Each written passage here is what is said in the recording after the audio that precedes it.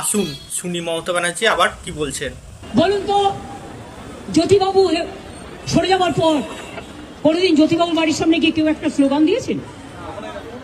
বুদ্ধদেব বাবু হেরে যাওয়ার পর কোনো একদিন তার বাড়ির সামনে কেউ একটা স্লোগান দিয়েছেন?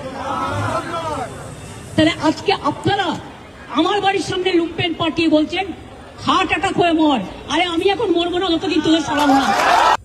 আচ্ছা, স্লোগান শাউটিং এর কথা বলছি, তো আমাকে সেই সময় ফিরে যেতেই হবে যখন সিপিএম এর বহুদিনের রাজত্বে জ্যোতিবাবু বলুন কি তার পরবর্তী সময় বুদ্ধদেব বাবুর সময়ে আপনি বিরোধী নেত্রী ছিলেন এবং কথায় কথায় সরকারের ভালো দিক কি খারাপ দিক সব কিছুতে আপনি কঠোরভাবে বিরোধিতা করতেন, সরকারের সমালোচনা করতেন, সমস্ত সব সময় রাস্তায় নামিয়ে নেমে ঝগড়া করতেন, পায়ে পা লাগিয়ে ঝগড়া করতেন, সেটা আমরা দেখেছি সব সময়।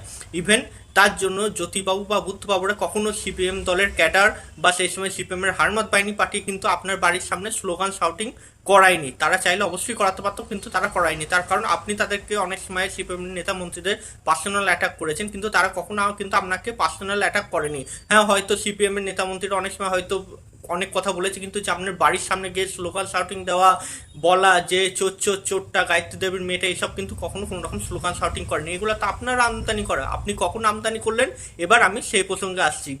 2021 সালে যখন বিজেপি হেরে গেল আর সেখানে শুভেন্দু অধিকারী জিতে গেল এবং আপনাকে হারিয়ে দিল, সেটা আপনার একদম সহ্য হলো না। তার জন্য আপনি পুরো 5 বছর সময় ধরে শুভেন্দু অধিকারীর বাড়ির সামনে তৃণমূলের চোরগুলাকে, তৃণমূলের ডাকাতগুলাকে পাঠিয়েছেন এবং শুভেন্দু অধিকারীর বাড়ির সামনে গিয়ে স্লোগান শাউটিং করা করিয়েছেন। এবং আপনার ভাইপো, অশিক্ষিত ভাইপো, সেখানে গিয়ে শুভেন্দু অধিকারীর বাড়ির 500 মিটারের সামনে সভা করে সেখানে বলেছে যে আয় তোর বাবাকে গিয়ে বলগা যে আমি তোর বাড়ির 500 মিটারের সামনে দাঁড়িয়ে আছি, কি করবি কর। আর আপনার দলের চোরগুলা গিয়ে শুভেন্দু অধিকারীর বাড়ির সামনে দিনরাত স্লোগান শাউটিং করতো যে চোর চোর চোরটা শিশির বাবুর ছেলেটা। ভুলে গেছেন? নিশ্চয়ই ভুলবেন না, বাঙালিরাও ভুলেনি। বাঙালিদের স্মৃতি এতটা দুর্বল নয়। এর ফলে শুভেন্দু অধিকারী কিন্তু বারবার আইন নিয়ে শরণাপন্ন হয়েছে, বারবার বলেছে যে আমার বাড়িতে বয়স্ক বাবা আছে, বাড়িতে অসুস্থ মা আছে, এরকম করবেন না, আমার সমস্যা হচ্ছে। যার জন্য কিন্তু কলকাতা হাইকোর্ট বারবার শুভেন্দু অধিকারীকে কিন্তু তার বাড়ির সামনে প্রোটেকশন দেওয়ারও কথা বলেছেন।